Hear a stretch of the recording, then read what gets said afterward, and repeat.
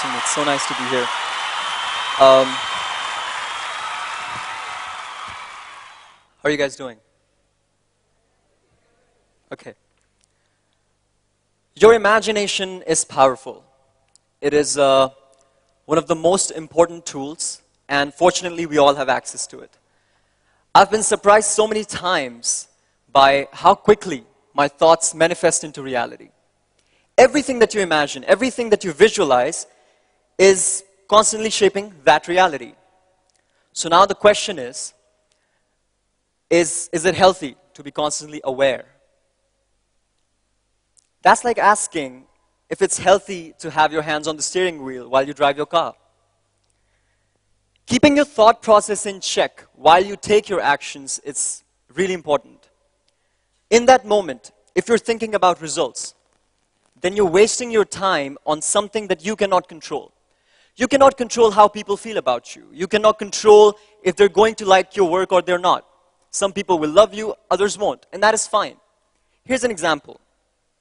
When I sing, I have a few choices in regard to what goes on in my head.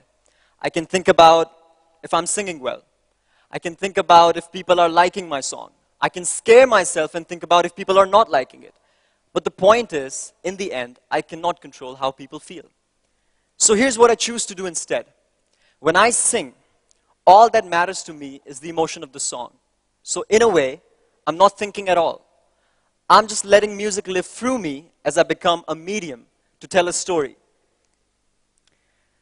So what is that one thing that actually enables your imagination?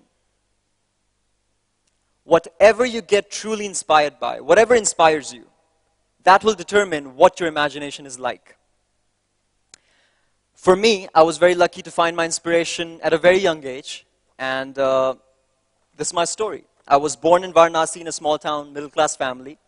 My parents both loved music, and they owned a music shop. So coming back home, sometimes they'd bring a new album or a new CD for me and my sisters to listen. And I used to look at the album covers, and I used to imagine my picture and my name on it.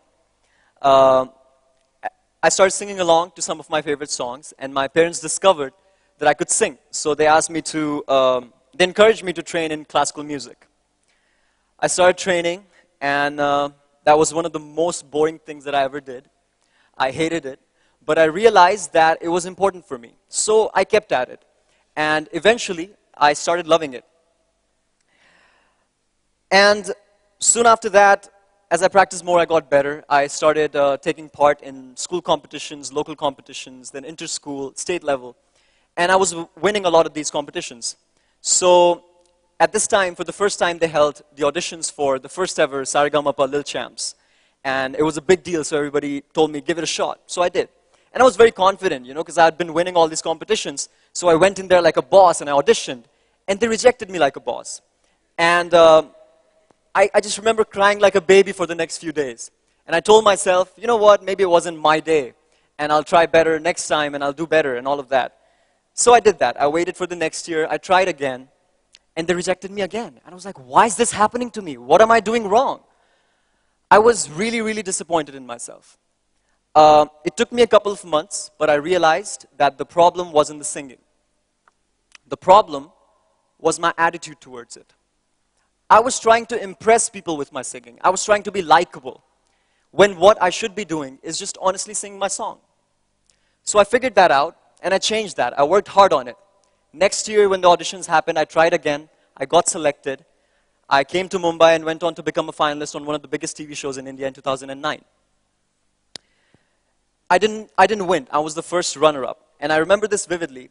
Right after the grand finale, there was a press conference where a reporter came to me and he asked me, so, you know how reporters are. So he goes like, so how does it feel to have come so close and not win?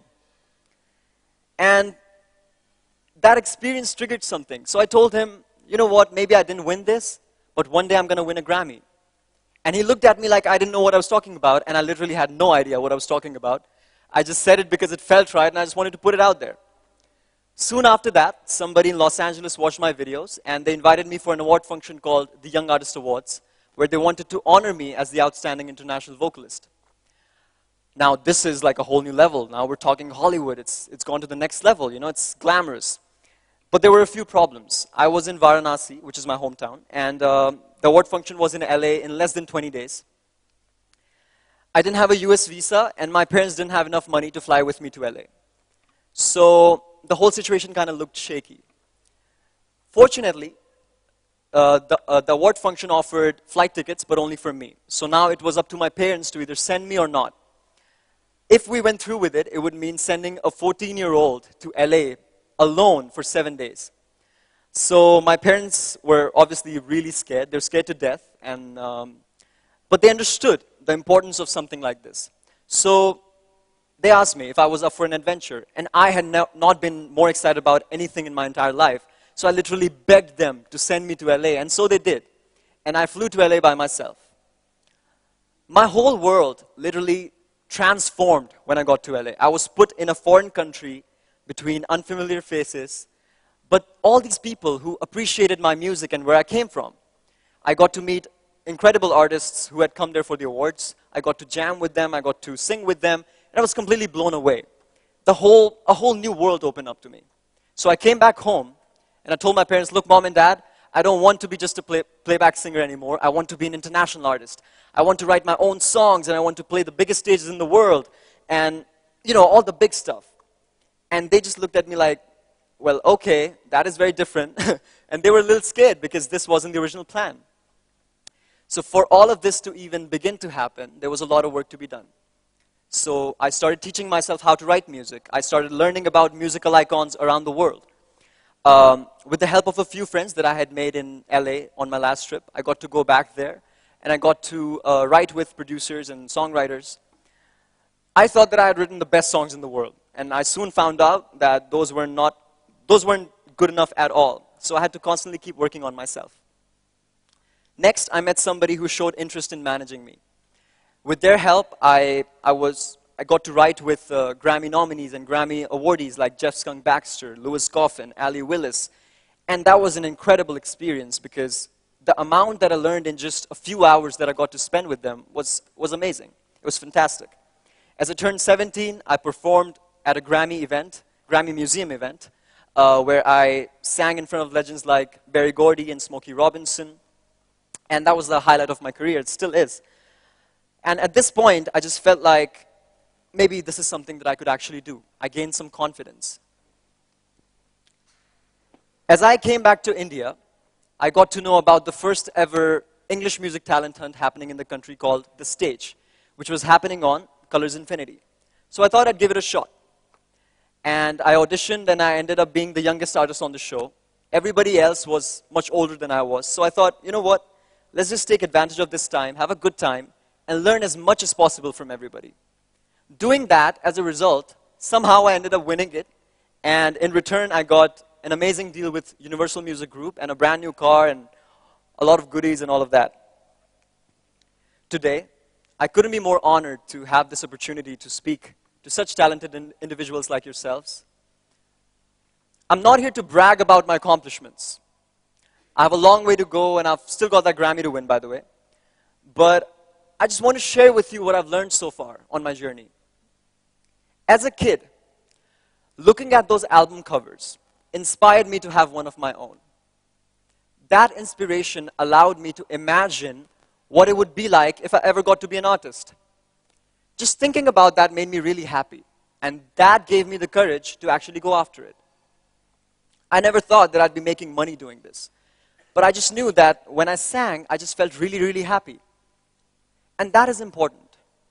If what you do doesn't make you happy, then you should stop and think about what actually does and do that instead. Because when you do that one thing that actually excites you, you're just going to be naturally amazing at it. You won't need anybody to tell you what to do. You'll become an inventor. You'll come up with new things all the time. It's taken years for me to be able to prioritize. It takes some discipline to choose what kind of thoughts you indulge yourself in. If you stop thinking about the results and just thoroughly enjoy what you're doing, everything else, the fame, the money, the house, the car, all of that will just follow because it is merely a byproduct of putting in the time, putting in the effort, the hard work, in doing whatever it is that you love to do. So imagine what you want. Visualize yourself in that setting. Work very hard, and then be ready to be disappointed. I say be ready to be disappointed because it will happen. No matter how much you plan your life and career, no matter how much, there are going to be times when you're going to fail. And when that happens, you're going to need a very good reason to get back up and try again. How you deal with your failure is exactly how you're going to deal with your success. Like I told you, I've failed so many times. I was rejected 2 times before I made it on Lil Champs. I've had my voice crack on national television before I won the stage. I've blanked out on stage live in concert, even after hours of practice. So, in short, I kind of fail on a regular basis. But I'm not afraid of that. It's a part. You fail and then you succeed. Every time I fail, I learn something new, and it takes me a step closer to my goal. So, it's crucial that we stay strong for ourselves and for people around us. Everything that you need is already within you. Another thing I want to talk about is, as young people, sometimes we might feel that other people around us, they don't understand where we're coming from. They don't understand what our story is or how we look at things. When we think like that, we shut ourselves to the world. I used to think like that. But I realized that everybody around me, everybody sitting here, we've all gone through similar experiences. We've all failed. We've all been disappointed at times. We've all have our hearts broken. We've all been in that place where you don't know what to do and who to call, because things go wrong. But the thing is, don't think that it's over. Don't think that you can't share it with anybody, because I promise you, there's always somebody who's there for you, even if you don't know it. So sometimes it's going to be somebody who you could have never guessed, but most of the times, it has to be you, yourself, who picks you up. So stay strong. Everything that you need is already within you. All you got to do is just get rid of some of the clutter and shape yourself the way you want. I wish I could explain to you how to find your inspiration, but that is something that we all need to figure out for ourselves. Only you know what makes you the happiest. So do what you love. Invest in finding your inspiration if you haven't already. Let that inspire you. Let that trigger your imagination. And let that become your reality. And most importantly, please don't let anybody tell you otherwise. It's genuinely been an honor. Thank you so much for having me. And thank you so much. Have a great day.